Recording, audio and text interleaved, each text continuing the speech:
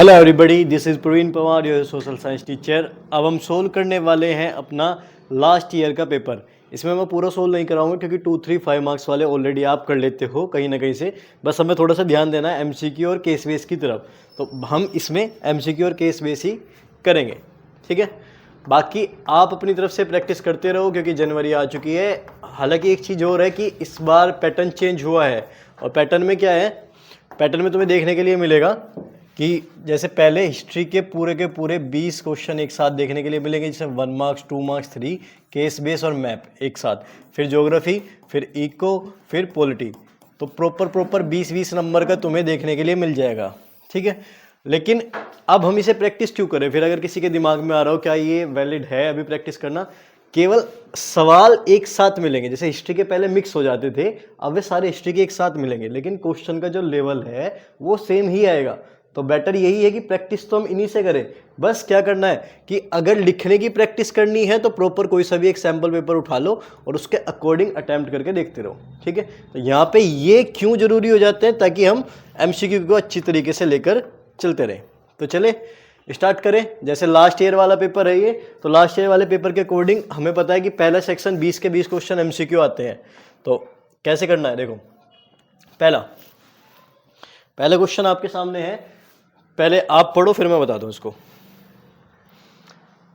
देखो अब कोई भी इजी क्वेश्चन तो आते नहीं है कि तुम जल्दी जल्दी खत्म कर लो, तो एमसीक्यू ही वे है जो आपको 100 आउट ऑफ 100 या 90 प्लस ले जाने से रोकते हैं। इसलिए मैं कह रहा हूं इन्हें ध्यान से पढ़ के ही क्वेश्चन करा करो। पहले कह रहा है Rama is a farmer, Rama एक किसान है। She need loan for agriculture work, उसे एग्रीकल्चर काम के लिए वर्क लोन चाहिए। Which of the following sources of loan will be beneficial for Rama, कौन सा लोन जो है उसके लिए फायदेजनक होगा। तो हमने हमेशा से ही पढ़ के आए हैं, हमेशा लोन कौन से बेटर होंगे, जो भी हमें फॉर्मल सेक्टर से मिलेंगे, इनफॉर्मल वाले बेटर नहीं होंगे। तो फॉर्मल में क्या क्या आ जाएगा, बैंक भी आ जाते हैं, ठीक है, और सेल्फ हेल्प ग्रुप भी आ जाएगा एक तरीके से, क्योंकि ये फॉर्मल प्रोसेस फॉलो करते हैं, या फिर लो टैक्स रेट भी देते हैं, कम पर दे देंगे ना ये। दूसरा, गवर्नमेंट तो आती ही आती है भाई, गवर्नमेंट से सीधा लोन ले रहे हैं, गवर्नमेंट कभी भी लोगों की बुराई के बारे में नहीं सोचती। तो एक केवल जो नुकसानदायक होगा वो क्या होगा, क्या नहीं आएगा, एग्रीकल्चर ट्रेडर। एग्रीकल्चर ट्रेडर वे होते हैं जो खेती के नाम पर लोन देते हैं, तो वे क्या करेंगे, वे हाई रेट पर देंगे, तो वो बेटर नहीं होगा। तो इसके अकॉर्डिंग हमारा कौन सा आंसर हो जाएगा, first, third and fourth. First, third and fourth क्या आंसर हो जाएगा इसका, ए। क्लियर है, बताओ जल्दी। अब चलते हैं सेकंड की तरफ, जल्दी जल्दी इसका क्वेश्चन को पढ़ो और आंसर दो। ये सिंपल सा क्वेश्चन है, सीधा fact base. Per capita income is criteria for development which of the following. तो ये दो चीज चेक करने के आती है, एक आती है यूएनडीपी, यूएनडीपी के बेस पर हम कैलकुलेट करते हैं, एक आता है वर्ल्ड बैंक के बेस पर। तो सीधा सीधा देखो, इनकम, इनकम का मतलब पैसा, पैसे का लेना देना किससे होता है, बैंक से। तो इसका आंसर क्या हो जाएगा, दूसरे का, सेकंड। अगर पूछ लेता है यूएनडीपी डेवलपमेंट किस किस बेस पर चेक करता है, तो हेल्थ, इनकम और एजुकेशन, तीनों आ जाते। इसकी शॉर्ट ट्रिक हमने याद करी है, हाई। तो यूएनडीपी करेगा हाई से और वर्ल्ड बैंक करेगा इनकम से। इनकम का लेना देना इससे सीधा सीधा पैसे से। सेकंड हो गया। चलो अब चलते हैं थर्ड की तरफ। तो थर्ड हमारा क्वेश्चन है, ये हिंदी इंग्लिश के एक साथ लगे हुए हैं इसलिए थोड़ा सा टाइम लगेगा। थर्ड क्वेश्चन तो ये हमारा आ रहा है ग्लोबलाइजेशन वाले चैप्टर में से। पढ़ो जल्दी, 1 मिनट है आपके पास पढ़ने के लिए। क्या आंसर होगा इसका, read the following statement for stimulating the process of globalisation. कौन कौन सी प्रोसेस है जो ग्लोबलाइजेशन में हेल्प करती है। पहला काम, government reduce the trade barrier, trade का मतलब व्यापार, बैरियर का मतलब रोकथाम। तो ग्लोबलाइजेशन बेटर होगी जब रोकथाम कम होगी, तो इसका मतलब ये सही है। अगर रिड्यूस की जगह इंक्रीज कर देता तो ये भी गलत हो जाता, ठीक है। Next, government reduce competition among producer, जो प्रोड्यूसर है उनके बीच में कंपटीशन को भी कम करती है, ठीक है, ये भी चलो। Next, government reduce import and export tax, tax को कम करता है। इंपोर्ट और एक्सपोर्ट के नाम पे जो टैक्स लगाया जाता है वो भी कम करता है, तो टैक्स तो घटाना ही है। ट्रेड बैरियर और टैक्स वाली बात सेम सी हो जाएगी। रेस्ट्रिक्शन भी सेम ही है, रेस्ट्रिक्शन ऑन फॉरेन इन्वेस्टमेंट, यानी कि अगर आपको विदेश से कोई चीज़ें खरीद के लानी है उसे भी कम कर रही है। तो पहला सही है, तीसरा सही है, फोर्थ सही है। सेकंड बताओ, सेकंड कह रहा है ये कंपटीशन जो है प्रोड्यूसर के बीच में कम करेगा। अगर ग्लोबलाइजेशन बढ़ रही है तो मार्केट बढ़ेगी या घटेगी, भाई हमने लोगों को मौका दे दिया ना, तो मार्केट बढ़ रही है मार्केट बढ़ रही है तो इसका मतलब प्रोड्यूसर के बीच में कंपटीशन क्या होगा, ज़्यादा होगा। प्रोड्यूसर भी होते हैं दुकान वाले, तो जितनी मार्केट बढ़ेगी उन्हें तो कंपटीशन आपस में बढ़ेगा ना। तो इसके हिसाब से केवल और केवल सेकंड गलत है। तो सेकंड वाला अच्छा, अगर हमें कुछ नहीं आता ऑप्शन एलिमिनेट करना हो, देखो इसमें भी सेकंड है, इसमें भी सेकंड है, इसमें भी सेकंड है, एक गलत पता लगती है अपने आप ऑटोमेटिकली हमारे हट जाएंगे। तो इसका आंसर क्या हो जाएगा, थर्ड का सी। क्लियर है। तो कैसे ऑप्शन एलिमिनेट करके भी हम सोल्व कर सकते हैं। एमसीक्यू में सारी चीजें ध्यान रखनी है, जरूरी नहीं है हमें सारा आता ही होगा।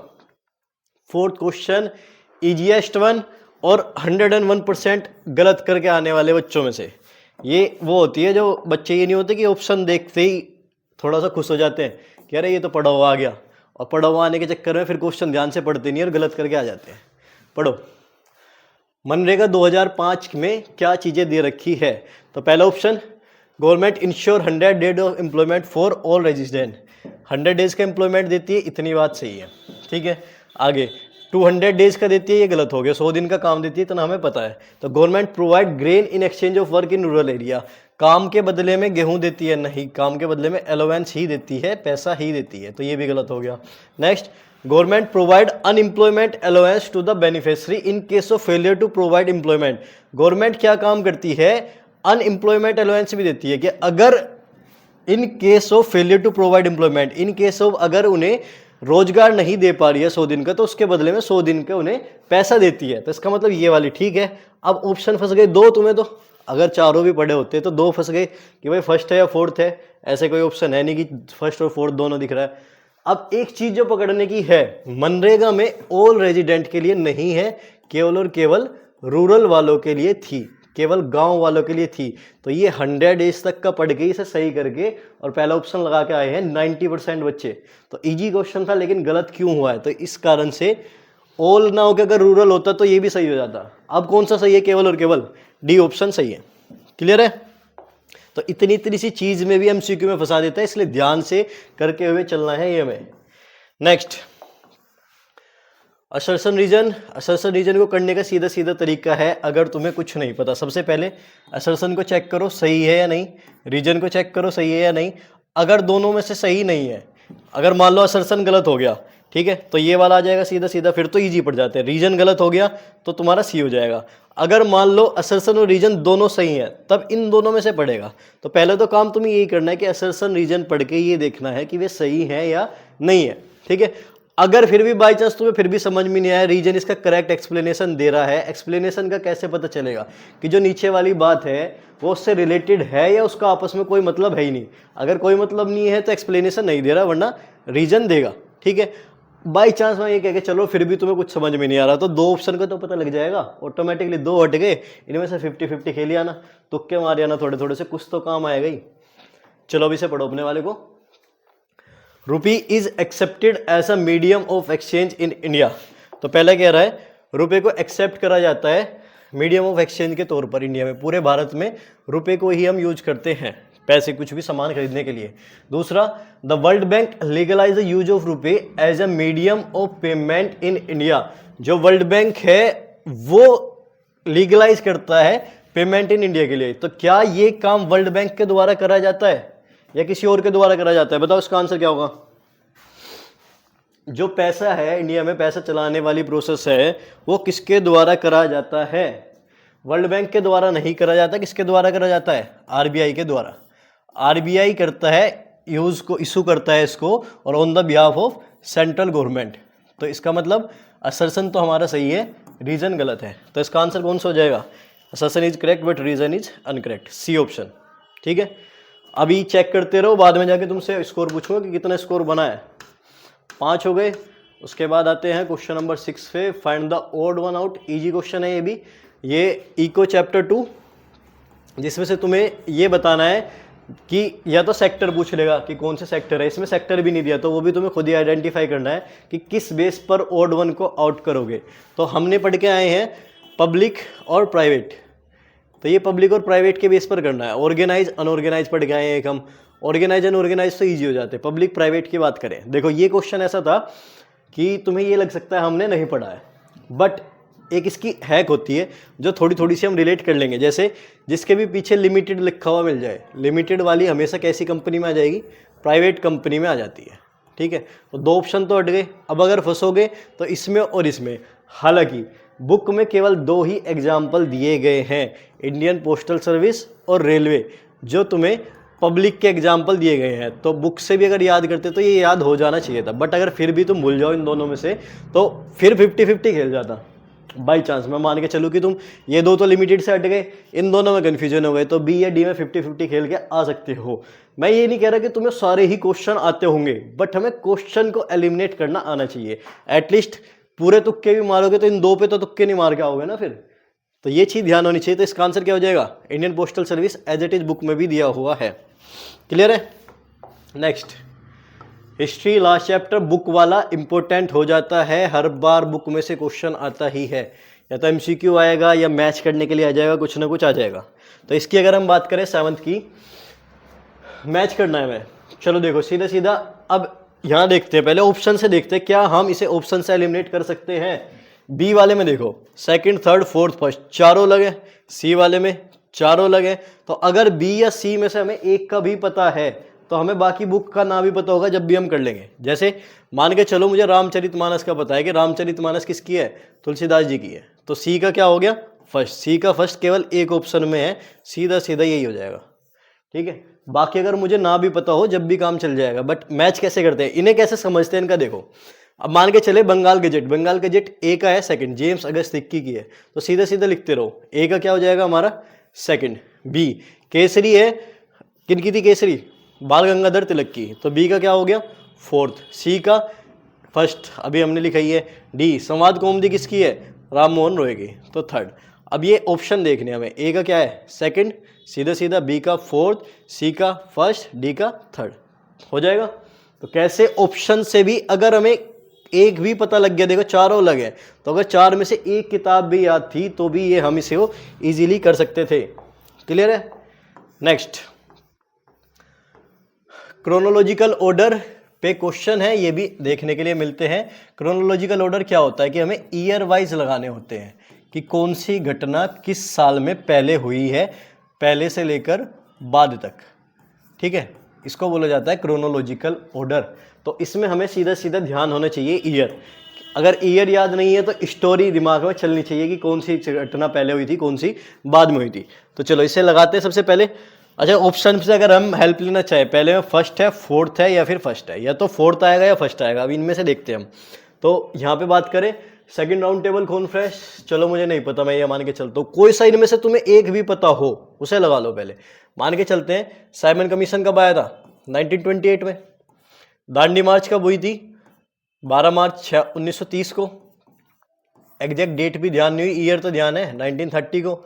इंसिडेंट ऑफ चोरा चोरी, चोरा चोरी घटना के बाद ही यूपी के गोरखपुर में जब आग लगा दी गई थी, नॉन कोऑपरेशन मूवमेंट बंद कर दिया था। नॉन कोऑपरेशन मूवमेंट चल रहा था 1921 में, तो ये अप्रोक्सीमेट कब की बात होगी, उसके बाद ही आसपास की तो होगी, तो ये 1922 की। राउंड टेबल कॉन्फ्रेंस हुई है 1930 में, लेकिन दांडी मार्च के बाद में हुई है। ये क्या हुई थे, इसके बाद में हुई है, क्योंकि जब गांधी जी ने क्या मना करा था, गांधी जी ने जाने के लिए मना कर दिया था ना कि मैं आपकी मतलब दांडी मार्च पे पहले उन्होंने योजना रखी थी, वो उसको नहीं माने तो उन्होंने दांडी मार्च चलाई। इसे शांत करने के लिए ही, कॉन्फ्रेंस के लिए इरविन ने कहा था कि आप मीटिंग करते हैं। ठीक है, तो अब अगर हम इसके हिसाब से लगाना शुरू करें तो सबसे पहला कौन सा आ रहा है, फोर्थ वाली, यानी कि ये ऑप्शन कट गया, ये ऑप्शन कट गया, क्योंकि ये स्टार्ट फर्स्ट से हो रहे हैं। फोर्थ के बाद कौन सा आ रहा है, 1922 के बाद कौन सा आएगा, 28, सेकंड दोनों में है। तीसरा कौन सा आएगा, अब देखो यहाँ पे फंसाते, क्वेश्चन अच्छा है क्योंकि 1930 में दोनों में फंसेंगे। हमें इवेंट ध्यान होने चाहिए कि राउंड टेबल कॉन्फ्रेंस पहले हुई है या बाद में हुई है। पहले दांडी मार्च हुई थी, उसके बाद राउंड टेबल कॉन्फ्रेंस हुई है, तो इसके बाद कौन सा आ जाएगा, फर्स्ट, सेकंड, फिर थर्ड एंड फर्स्ट। तो इसका आंसर क्या हो जाएगा, 8th का बी। क्लियर है, बताओ जल्दी, चले आगे। तो ये हमारे हो गए 8 क्वेश्चन। अब चलते हैं 9th पे। 9th क्वेश्चन ईजीएस्ट है तो ज़्यादा टाइम वेस्ट नहीं करेंगे। हिस्ट्री चैप्टर 3 का है। सिंपल एल डोराडो क्या है, एल डोराडो बोला जाता है सिटी ऑफ गोल्ड को। एज इट इज़ 1 मार्क का क्वेश्चन, बहुत बार रिपीटेड भी है, अगर पहले भी पढ़ा होगा तो सीधे सीधे लगा दोगे। ये था out of syllabus question. Out of syllabus क्यों बोला गया है, क्योंकि एक एक दो दो पेज पे इतनी इतनी दूर कहीं जाके इसका जिक्र करा गया है और बहुत डिटेल में हो गया। तो इस बार वाले जो ज़्यादातर 98 पे रुके हैं उन्हें रोकने का मेजर क्रेडिट इस क्वेश्चन को जाता है, क्योंकि इस क्वेश्चन ने इटली वैसे ही अपने आप इतनी बड़ी इटली है और उसमें भी तुम एज इट इज़ इन्हें क्रोनोलॉजिकल ऑर्डर से लगा रहे हो। चलो फिर भी लगा लेते हैं इसे। तो क्या क्या आया था, वेनेशिया, सर्डिनिया और सिसिली। देखो अब हमने बात करें जब इटली का यूनिफिकेशन शुरू हुआ था, एक चीज ध्यान होगी, इटली का यूनिफिकेशन पीडमोंट सर्डिनिया के अंडर में शुरू हुआ है, तो स्टार्टिंग तो होगी इससे ही 1858 में। उसके बाद सिसिली जोड़ा किससे गया था, सिसिली जोड़ा था 1860 में, और वेनेशिया जोड़ा गया है 1866 में, सबसे लास्ट में गैरिबाल्डी के द्वारा। तो इन दो का जिक्र तो हमारी बुक में फिर भी है, सिसिली का केवल नाम दे रखा है, एज इट इज जिक्र नहीं है। तो हालांकि इसके ऊपर वेनेशिया के ऊपर इसके अब 2-3 और आए हैं, तो ईयर वाइज ध्यान रख लेना। सबसे पहले 1858 इसी के अंडर लीडरशिप में, सर्डिनिया के लीडरशिप में इटली का यूनिफिकेशन शुरू हुआ था, फिर 1860 और 1866। तो अब इसके हिसाब से लगाए, पहले क्या आएगा, सेकंड, फिर थर्ड और फिर first, second third and first हमारा हो जाएगा इसमें। ठीक है, कर लोगे। क्वेश्चन नंबर 10, तो 10 का क्या है, बी। आगे देखो 11 वाला तुम्हारा हो गया वापसी असर्सन रीजन। पढ़ो अपना असर्सन रीजन, इजीएस्ट है ये, कोई हार्ड नहीं है, पढ़ो जल्दी जल्दी।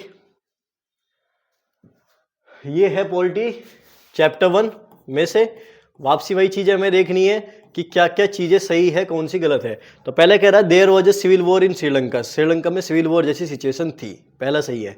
और ये सिचुएशन क्यों थी, एक एक्ट पास कराया गया था 1956 में, ये भी ठीक है, ईयर सही है, जिसमें डोमिनेंस स्टैब्लिश करी गई सिंघल वालों की, ये भी सही है, सिंघल वाले मेजोरिटी में थे और इन्हीं की सरकार पर ज़्यादा जोर दिया गया, इसीलिए श्रीलंका में मेजोरिटेरियन गवर्नमेंट बनी है। तो असर्सन सही, रीजन सही, और इसी एक्ट के कारण वहां पर सिविल वॉर छिड़ा था। तो assertion and reason both are true and R is the correct explanation of A. Clear है, ये तो 2 ऑप्शन अपने आप हट जाएंगे। अगर तुक्का भी मारना पड़ा, अब तुम्हें पता लग रहा है कि ये रिलेट है या नहीं है, तो फिर क्या करोगे भाई, ये 2 ऑप्शन तो अपने आप हट गए, किस किस पे तुक्के मारोगे, केवल और केवल ए एंड बी पे, हो जाएगा। चले आगे, तो नेक्स्ट हमारा क्वेश्चन आ जाता है 12। ये second out of the syllabus वाला question. Out of the syllabus वाला क्यों कह रहा हूं मैं इसे भी, यानी कि जो 2 क्वेश्चन तुम्हें गए थे ना, एक वो इटली वाला और एक ये, केवल यही 2 क्वेश्चन है जो उनसे थोड़े से हार्ड है, मतलब हार्ड इन द सेंस कि एग्जामिनर के दिमाग में थोड़ा सा मस्ती छाई हुई थी कि कुछ अलग करके देते, देखते थोड़ा सा नसीब आजमाएंगे या नहीं आजमाएंगे। ये हार्ड क्यों है, क्योंकि ज़्यादातर पॉलिटिकल पार्टी नेशनल पार्टी में से क्वेश्चन आता है, और नेशनल पार्टी करंट में है 6। स्टेट पार्टी ऑटोमेटिकली बहुत सारी हो जाती है। अब उन बहुत सारी में हमें उनकी स्टेट ध्यान रखना, उनके सिंबल्स ध्यान रखना, ये काफ़ी टफ क्वेश्चन में से बन जाता है। तो इस कारण से ये हार्ड था, बट पेपर में आया है तो हमें ट्राई तो करना ही पड़ेगा। चलो अब इसमें बताना है choose the correct option related to regional political party of India. Correct option बताना है, यानी कि इनमें से 3 जो है वे गलत होंगे। आरएलडी का तो हमें पता लग जाएगा क्योंकि ये यूपी की ही है। स्टेट वाइज इनकी सारी सही मैच करके दे रखी है, तो स्टेट में हमें कोई दिक्कत नहीं है। आरएलडी का मसाल्स नहीं है, क्या है, हैंडपंप, नल का है ना आरएलडी का। अब बात करें इसकी, तेलुगु देशम साइकिल है और आंध्र प्रदेश है, तो ये है बिल्कुल सही आंसर इसका। तेलुगु देशम का सिंबल क्या है, साइकिल, और स्टेट क्या है, आंध्र प्रदेश। बाकी तेलंगाना राष्ट्र समिति और शिरोमणि अकाली समिति, इनका बताओ जल्दी जल्दी क्या हो सकता है भाई। हमें सही आंसर तो पता लग गया, लेकिन बाकी भी तो याद करने पड़ेंगे ना। अगर बाई चांस ये अगली बार ही घूमकर आ जाए तो इसका क्या करोगे, नहीं पता, चलो लिख लो इसको भी। इसका जो आंसर है, इसका काइट की बजाय क्या है, कार है। और इसका बात करें स्केल, स्केल भी कैसा, तराजू टाइप का, ठीक है। स्टेट सारों की सही है, तो ध्यान रखना। 4 जो इंपॉर्टेंट पार्टी के तौर पर, मतलब इन्हें तो याद कर ही लेना, क्योंकि पेपर में आई है तो ऑटोमेटिकली तुम्हें अगली बार देखने के लिए मिल सकती है। तो इसका आंसर सही क्या है, हमें सही वाली बतानी थी, तो तेलुगु देशम बिल्कुल सही है। इसका सिंबल साइकिल, और स्टेट कौन सी, आंध्र प्रदेश, हो जाएगा। नेक्स्ट चले, choose the correct option related to union list. बहुत बार आने वाले क्वेश्चन है, union list, state list, concurrent list, इनके टॉपिक पहले ही कहा है ध्यान से रट लो इन्हें, तो अगर तुम्हें याद भी नहीं आ रहे तो रट लो, और रटा नहीं जा रहा तो एलिमिनेट करो। एलिमिनेट कैसे करेंगे? यूनियन कौन से होते हैं? यूनियन वे होते हैं जिस पर कानून बनाने का राइट किसका? सेंटर का। सेंटर का मतलब पूरे देश के लिए एक ही केस चाहिए। अब चलो ऑप्शन एलिमिनेट करते हैं। मैं मान लो मुझे कुछ नहीं आता। पुलिस, हर स्टेट की पुलिस अलग है, यूपी पुलिस, दिल्ली पुलिस, तो यूनियन का टॉपिक हट गया, ये पूरा ऑप्शन गया। दूसरा, ट्रेड, इरिगेशन, मैरिज, इसमें से कुछ पता है? ट्रेड की बात कर सकते हैं हम। ट्रेड किस पे चला जाएगा? ये भी स्टेट लिस्ट का टॉपिक है। अब बातें आगे, एजुकेशन, एजुकेशन ऑटोमेटिकली क्या है? अभी इसका एग्जांपल दिया था, यूपी बोर्ड में बैठ के यूपी में बैठ के सीबीएसई बोर्ड पढ़ते हैं, तो ये भी कैसा? यूनियन लिस्ट, यो कॉन्करेंट लिस्ट, जिस पर दोनों विषय टॉपिक बना सके वो कॉन्करेंट लिस्ट में आ जाता है, तो ये भी कट गया। अब बात करें इसकी, करेंसी, देश की मुद्रा लागू करना, नोट बदलने का काम किसका? सेंट्रल गवर्नमेंट का। कम्युनिकेशन, विदेश में बातचीत करना, ये सारे काम किसके? सेंट्रल गवर्नमेंट के। डिफेंस, लड़ाई झगड़े हो जाए किसके? सेंट्रल गवर्नमेंट के। तो सेंट्रल गवर्नमेंट के सारे टॉपिक यूनियन लिस्ट, तो इसका आंसर क्या हो जाएगा? डी। तो अगर कई बार हमें सारा नहीं आ रहा है तो ऑप्शन एलिमिनेशन भी काम आएगा। हो जाएगा 13। चले आगे, तो ये है 14। थोड़ा सा बड़ा क्वेश्चन है, बड़े क्वेश्चन में ध्यान से पढ़ना है बस। अगर चैप्टर ध्यान से सुना है तो हो जाएंगे, उसमें फिर कोई दिक्कत नहीं आनी है। रीड करो एक बार जल्दी जल्दी, इसका क्या होगा। 14 की बात करें, पढ़ लिया? चलो, किसके बेसिस पर है ये? Formation on the state, federalism वाले चैप्टर में से ही दे रखा है, ठीक है। फेडरलिज्म वाले चैप्टर में स्टेट की फॉर्मेशन, स्टेट जो बन रही है उसके बेस पर देखते हैं। तो सबसे पहला ऑप्शन दिया है, read the following statement regarding the creation of state on the basis of language in India and choose the correct option. सही वाले ऑप्शन चुनने हैं, गलत वाले नहीं चुनने। इन्हें देख लेना, कई बार ये इनकरेक्ट लिख देगा और तुम सही वाले ढूंढ कर उस पर टिक लगा के आ जाओगे, तो छोटे छोटे वर्ड फंसा देते हैं। जैसे इसमें formation on state on the basis of language made the country more United and stronger, बिल्कुल सही बात है। पहले हम डर रहे थे कि अगर भाषा के आधार पर राज्य बनाएंगे तो वे अलग अलग जगह हो सकते हैं, अब ये यूनाइटेड और स्ट्रोंगर हुए हैं। ज़्यादातर हम देख रहे हैं सेम भाषा वाले एक साथ रह रहे हैं, जैसे आंध्र प्रदेश वाले एक, महाराष्ट्र वाले मराठी में, गुजरात वाले गुजराती में, तो ये सारे स्ट्रोंगर ही करा है। Next, formation of state on the basis of language made administration easier, जो उन्हें चलाने का, प्रशासन, राज्य चलाने का काम है उसको भी आसान करा है। अब जब सेम सारी भाषा वाले एक साथ मिल गए तो वो इजीली कंडक्ट कर पाएंगे ना। Next, formation of state on the basis of language has weaken it federal structure, क्या ये फेडरल स्ट्रक्चर को कमजोर कर रहा है? नहीं कर रहा। कमजोर तब करता कि अगर ये लैंग्वेज के बेस पर हमने जो राज्य बनाए उनमें आपस में कुछ ना कुछ क्लेश होने शुरू हो जाते या वे राज्य सही तरीके से ना चल पाते, तब दिक्कत आती। तो वीकेंड करने के कारण थर्ड ऑप्शन हो जाएगा हमारा गलत। Fourth, formation of state on the basis of language led to development of Indian language, बिल्कुल सही बात है। इंडियन शेड्यूल लैंग्वेज में जो हमारी 23 लैंग्वेज है या 22 लैंग्वेज है, उन सबको इजीली कंडक्ट कराने में बात करता है। तो इसमें केवल और केवल थर्ड ऑप्शन गलत है। अब ऑप्शन एलिमिनेशन पे आ जाए, मान के चलो मुझे बाकी का नहीं पता लग रहा, ये समझ में नहीं आ रहा, इसमें भी थर्ड दे रखा है, इसमें भी थर्ड दे रखा है, इसमें भी थर्ड दे रखा है, एक थर्ड के पता लगते ही सारे गलत हो गए, केवल सही क्या है? सी। क्लियर है? तो इस तरीके से अपने आंसर लगाने आने चाहिए पेपर में। नेक्स्ट चले, अब हम आ गए क्वेश्चन नंबर 15 पे। How democracy is better than other form of government, polity chapter 5, एक क्वेश्चन है इजी सा, बताओ जल्दी, इतना हार्ड नहीं है ये। Better than other form of government, other form of government से बेटर कैसे है ये?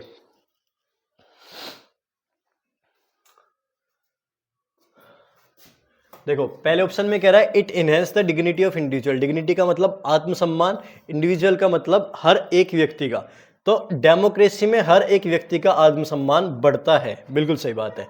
दूसरा बाकी पढ़ लेते हैं, क्या पता दूसरा और कोई बेटर मिल जाए।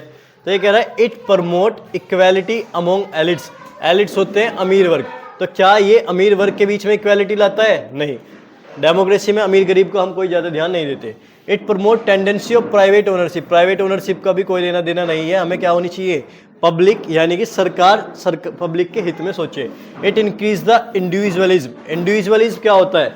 इंडिविजुअलिस्ट की अगर हम बात करें, ये होता है कि हर एक व्यक्ति को बढ़ावा दिया जा रहा है कि कोई एक छोटा व्यक्ति है वही अमीर है, वही सारी चीज हो जाएगी, तो ये हो जाएगी डी, तो ये भी गलत हो जाएगा। तो आंसर इसका क्या है 15 का ए। नेक्स्ट चले 16, बेल्जियम वाला पॉलिटी चैप्टर 1 में से क्वेश्चन है। देखो पॉलिटी चैप्टर 1 2 इंपॉर्टेंट क्वेश्चन में से है, अभी अभी तुम्हें 2 MCQ देखने के लिए मिल गए इस बारी, ठीक है। तो इसकी बात करें बेल्जियम ने क्या कैसे अपनी प्रॉब्लम को सोल्व करा है, तो सीधा सीधा फॉर्मेशन ऑफ कम्युनिटी गवर्नमेंट, सही बात है कम्युनिटी गवर्नमेंट बनाई थी। मेजोरिटेरियन पॉलिसी अपनाई है, नहीं अपनाई। इन्होंने क्या दिया था, इक्वालिटी दी थी। इक्वालिटी किसमें, सेंटर में और स्टेट में इक्वल मेंबर के दिए थे कि फ्रांस और डच बोलने वाले इक्वल पीपल होंगे, ठीक है। By providing equal representation of language group, ये भी सही है। By providing additional power to local government, ये भी सही है। तो केवल और केवल क्या था, मेजोरिटेरियन वाली किसने अपनाई थी, श्रीलंका ने। तो सेकंड गलत है, तो सेकंड के हिसाब से इसमें सेकंड है, इसमें सेकंड है, इसमें सेकंड है, तीनों ऑप्शन गलत हो गए। केवल कहा गया 16 का बी। तो MCQ की अगर हेल्प लेते हुए चलोगे ना तो काफी इजी भी पड़ जाएंगे, बस तुम्हें ध्यान से रखते हुए चलना है। Next, which of the state has the maximum area under permanent forest. देखो परमानेंट फॉरेस्ट में वे हैं जिसमें रिजर्व्ड भी और प्रोटेक्टेड वाले दोनों आ जाते हैं। तो रिजर्व और प्रोटेक्टेड वाले दोनों फॉरेस्ट वाले, ये वाला ध्यान रखना MCQ में। इस तरीके से इसके जो है परमानेंट फॉरेस्ट का एरिया कौन सा, स्टेट कौन सी है, इनके कौन से, ये आते रहते हैं। तो परमानेंट फॉरेस्ट वाला कहाँ पे हमारा, MP में। सीधा सीधा फैक्ट बेस्ड क्वेश्चन था, ज़्यादा डिटेल में नहीं जाएंगे। 17 हो गया। नेक्स्ट चलते हैं 18। ये कह रहा है read the characteristic given in the box. हमें कोयले के बारे में बताना है, तो कोयले के बारे में आइडेंटिफाई करने के लिए MCQ बन के आते हैं। तो पहला लो ग्रेड कोल है, रिजर्व इसका नेवालिन तमिलनाडु में है, हाई मॉइस्चर कंटेंट इसमें करता है। तो बताओ क्या हो जाएगा इसका आंसर, सीधा सीधा कोयले की जो भी क्वालिटी हम पढ़ के आए हैं उन्हीं में से सीधा रिलेट हो जाएगा। तो इसका आंसर की अगर हम बात करें क्या है, लिग्नाइट कोल, ठीक है। तो अगर लिग्नाइट कोल आया है अगली बार हो सकता है बाकी कोई से आ जाए। जैसे पीट कोल क्या है, सबसे लो क्वालिटी का, ये एंथ्रासाइट सबसे हाईएस्ट क्वालिटी का, और बिटुमिनस मीडियम क्वालिटी का कोल है, ठीक है। तो इनमें से कोई सा अगली बार बन के भी आ सकता है, ध्यान रखना ये। नेक्स्ट चले गोल्डन फाइबर, सीधा सीधा फैक्ट बेस। गोल्डन फाइबर किसको बोलते हैं, जूट को। ज़्यादा टाइम देने की जरूरत नहीं है, कुछ क्वेश्चन इजी आएंगे, कुछ क्वेश्चन हार्ड आएंगे जिनमें ध्यान से पढ़ना है।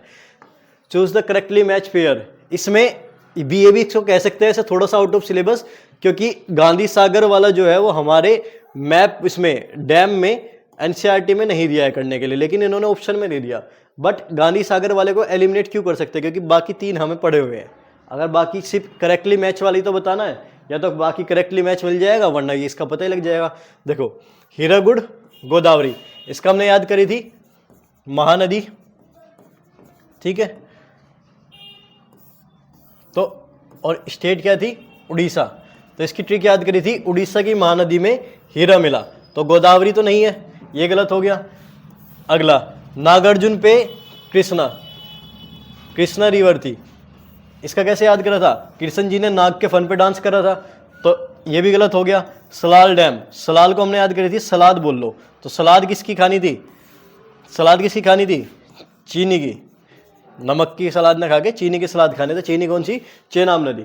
तो ये तीनों ऑप्शन गलत है, तो एक बचा। अब ऑटोमेटिकली एक ही रह गया, तो ये तो सही हो गई। तो गांधी सागर डैम कौन सी नदी पर है, चंबल नदी पर ही पाया जाता है।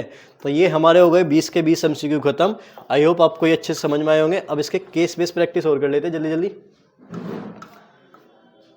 ये आ गया मैप वर्क, क्योंकि हमें इसके केवल मैप MCQ और केस बेस ही करने हैं, बाकी 2, 3, 5 वाले आपको खुद से ही पढ़ने हैं घर से, ठीक है। क्वेश्चन नंबर कौन सा है भाई, कहाँ गया,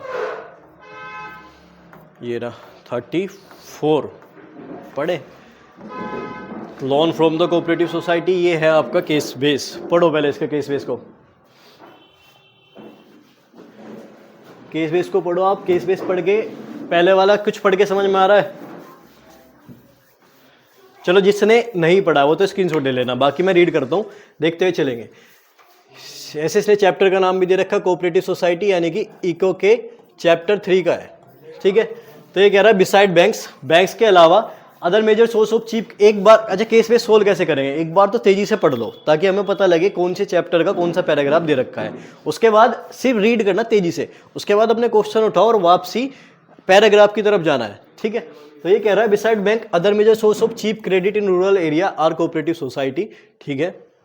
बैंक से अलग सस्ते लोन हमें कहाँ से मिल सकते हैं, कोऑपरेटिव सोसाइटी से मिल सकते हैं। कोऑपरेटिव सोसाइटी जो है अपने पैसे अलग अलग एरिया से उठाते हैं। There are several type of cooperative possible such as farmer. इसके कोऑपरेटिव के अदर एग्जांपल कौन कौन से हैं, फार्मर कोऑपरेटिव है, वीवर कोऑपरेटिव है, इंडस्ट्रियल वर्कर कोऑपरेटिव है, अलग अलग तरीके की मिल जाएगी।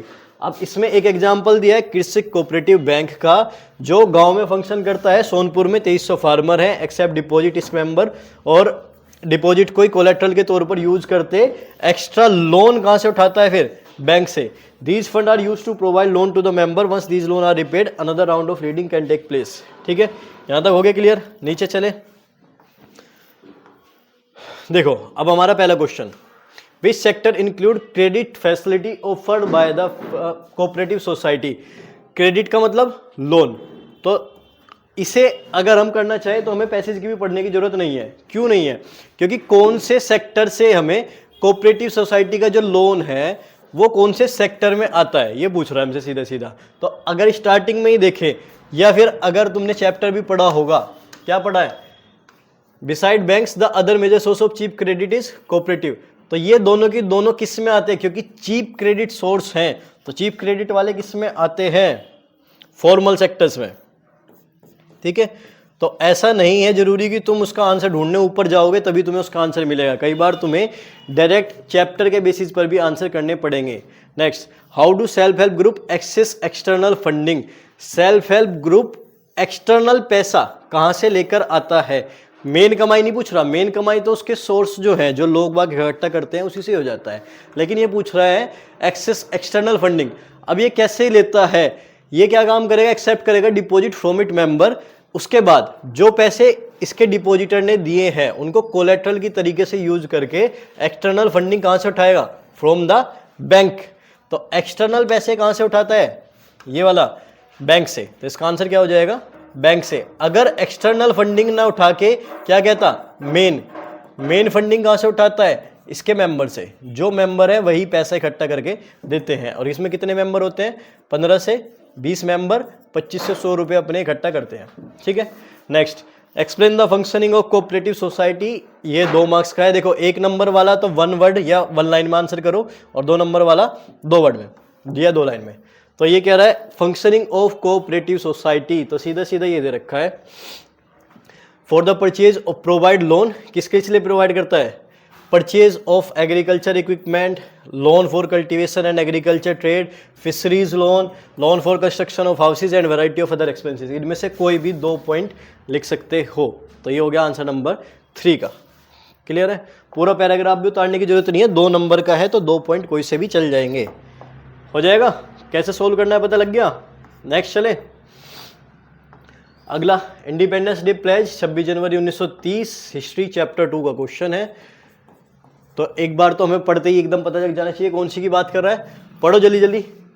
We believe that it is the alienable right of Indian people as of any other people have freedom to enjoy the fruit of their. ये Indians का इनएलिएनेबल का मतलब अरोकनीय अधिकार है कि उन्हें फ्रीडम दी जानी चाहिए। Necessity of right, we also believe that if any government deprive people of this right and oppress them, the people have a further right to alter it or abolish it. ये क्या बात कर रहे हैं कि हमें ऐसी सरकार चाहिए। ये 26 जनवरी 1930 पे शपथ ले रहे हैं कि हमें किस तरीके की सरकार चाहिए। वे कहते हैं हमें कैसी सरकार चाहिए कि अगर वो लोगों को डिप्राइव करे, परेशान करे, या उनके अधिकार को उनसे छीने, ओप्रेस करे, उन्हें दबाए, तो पीपल के पास राइट होना चाहिए कि वे इसे बदल सकें या फिर चेंज कर सकें, ठीक है। इस तरीके की डिमांड ये कर रहे हैं। लेकिन the British government in India has not only deprived the Indian people, लेकिन सिचुएशन क्या चल रही है कि वहाँ पे कैसी सरकार है, ब्रिटिश गवर्नमेंट है जो केवल इंडियन पीपल को उनकी फ्रीडम नहीं दे रहा, बल्कि साथ साथ उनके साथ एक्सप्लॉइटेशन, शोषण भी कर रहा है, और इंडिया को इकोनॉमिकली, पॉलिटिकली, कल्चरली हर तरीके से डाउन भी कर रहा है। तो we Indian must sever the British connection and attain Purna Swaraj और कंप्लीट इंडिपेंडेंस। तो हमें ब्रिटिशर को भगाकर पूर्ण स्वराज लेकर आना चाहिए। अब पढ़ते अपने क्वेश्चन पे। Why was Swaraj considered as an inalienable right of India. Swaraj जो है वो इनएलिएनेबल राइट ऑफ इंडिया क्यों होगा, बताओ इसका आंसर। क्या तुम्हें पैसेज पढ़ के इसका कहीं आंसर देखने के लिए मिल रहा है? मेरे हिसाब से तो तुम्हें इसका आंसर नहीं मिलेगा, क्योंकि है भी नहीं। अगर सीधी सीधी बात करें तो ऐसा कोई इसमें आंसर नहीं भी दे रखा है। बस अगर सीधी क्या दे रखा है, एलियनेबल राइट क्यों है, क्योंकि freedom to enjoy the fruit of their toil and have the necessity of life. बस इतना कर सकते हैं इसका यहाँ से। अगर हम इसका आंसर की बात करें तो कहाँ से करेंगे, ये वाला, ये जरूरी क्यों है, alienable right of Indian people as to have freedom. क्यों, क्योंकि हम सब फ्रूट ऑफ देयर टॉयल अपनी फ्रीडम को एंजॉय कर सके और जो बेसिक नेसेसिटी है लाइफ की उसे भी अच्छे से एंजॉय करें और साथ साथ हमें फुल अपॉर्चुनिटी मिले ग्रोथ करने के लिए। अब कोई भी देशवासी है फ्रीडम क्यों मांगेगा, कि इजीली ग्रोथ कर पाए, सारे काम कर जाएं। तो इसका आंसर पहले वाले का क्या हो जाएगा, यहाँ से यहाँ तक का। ठीक है, अब गलती क्या करोगे, एलियनेबल राइट ऑफ इंडिया देखते ही तुम यहाँ से लगाना शुरू करोगे, it is the alienable right of India, freedom पे आके खत्म कर दोगे। अरे वो पूछ ही रहा है कि फ्रीडम की जरूरत क्यों है। फ्रीडम की जरूरत इसलिए है ताकि यहाँ से आंसर स्टार्ट होगा इसके, ताकि हम अपनी ज़रूरतों को पूरा कर सके और अपॉर्चुनिटी को अच्छे से निभा सके। Next, which type of government is supported in this source, किस तरीके की गवर्नमेंट को सपोर्ट कर रहे हैं। ये नहीं पूछ रहा कैसी गवर्नमेंट है, ये पूछ रहा कैसी गवर्नमेंट को सपोर्ट कर रहे हैं। तो जो लोग शपथ ले रहे हैं वे यहां से सपोर्ट कर रहे हैं कि हमें ऐसी सरकार चाहिए जो लोगों को डिप्राइव ना करे, उनके अधिकार को दे और क्या करे, उनके अधिकार को उनसे ना छीने। तो ऐसी सरकार, या तो सीधा सीधा ये भी आंसर लिख सकते हैं इसका, या फिर ऐसी सरकार को कैसे बोला जाता है, डेमोक्रेटिक गवर्नमेंट। वे डायरेक्ट कैसी सरकार को सपोर्ट कर रहे हैं, डेमोक्रेटिक गवर्नमेंट को सपोर्ट कर रहे हैं। क्लियर है। अगर ये पूछा जाता which type of government is in this source, तो कौन सी टाइप की गवर्नमेंट है। अगर गवर्नमेंट की बात करी जाती तो ब्रिटिश गवर्नमेंट है, लेकिन सपोर्ट डिमांड किसकी कर रहे हैं, डेमोक्रेटिक गवर्नमेंट की डिमांड कर रहे हैं। Next, explain any two effect of British rule in India. Easy question, क्या क्या इफेक्ट पड़ा है यहां से लिख लो सीधा सीधा। Not only deprive the Indian people of their freedom, उनकी फ्रीडम ही छीनी है, साथ साथ एक्सप्लॉयटेशन करा है मासिस का, इकोनॉमिकली पॉलिटिकली, ये सारा का सारा यहाँ से यहाँ तक आ जाएगा। तो कोई भी 2 पॉइंट सीधे सीधे बनाकर लिख दोगे कि फ्रीडम छीनी है, एक्सप्लॉयटेशन करा है, पॉलिटिकली, इकोनॉमिकली, सोशली हर तरीके से परेशान करे हैं। हो गया क्लियर। तो ज़्यादा टाइम नहीं देते, 4-4 मिनट के क्वेश्चन है, ज़्यादा डिटेल नहीं देने आए। Need for political party, political chapter 4। अच्छा, इसके जो क्वेश्चन हैं, हालांकि अगर तुम पढ़ोगे तो ठीक है, नहीं भी पढ़ोगे जब भी आंसर हो जाएंगे, इतने ईजी क्वेश्चन है। जैसे पहले कह रहा है, as we have seen large society need representative democracy, सबको रिप्रेजेंटेटिव डेमोक्रेसी की जरूरत पड़ती है। क्यों, क्योंकि सोसाइटी बड़ी है और कॉम्प्लेक्स होती जा रही है, तो उन्हें एजेंसी चाहिए। सब अपनी बात जाकर खुद नहीं रख सकते, उन्हें एक एजेंसी चाहिए जो उनके डिफरेंट व्यू को इकट्ठा करे और इशू को इकट्ठा करे और उन्हें प्रेजेंट करे सरकार को, क्योंकि हर व्यक्ति सरकार तक डायरेक्ट नहीं मिल सकता, पीएम-सीएम नहीं मिल सकते। हमें कैसी सरकार चाहिए, रिप्रेजेंटेटिव गवर्नमेंट चाहिए। The needed some way to bring various representative together, तो हमें उसके लिए रिप्रेजेंटेटिव एक साथ चाहिए और रिस्पॉन्सिबल गवर्नमेंट बनाए। They needed a mechanism to support और रिस्टेन द गवर्नमेंट, और वे क्या काम करें, उनका काम क्या है कि रिस्टेन द गवर्नमेंट, या फिर पॉलिसी बनाएं, जस्टिफाई करें या अपोज करें। Political party fulfil this need that every representative has. ठीक है, तो ये तो हो गया हमारा एमसीक्यू। अब चलते हैं अपने इसके क्वेश्चन पे। क्वेश्चन नीचे हो गए, थोड़ा सा टफ पड़ेगा, देख लो, पर फिर भी। Explain the meaning of representative democracy. मैं मान के चल रहा हूँ, मैं केस बेस नहीं पढ़ गया। रिप्रेजेंट क्या कर रहे हैं, जो गवर्नमेंट रन करें on the behalf of people, क्योंकि सारे लोग सरकार को खुद नहीं बनाते हैं।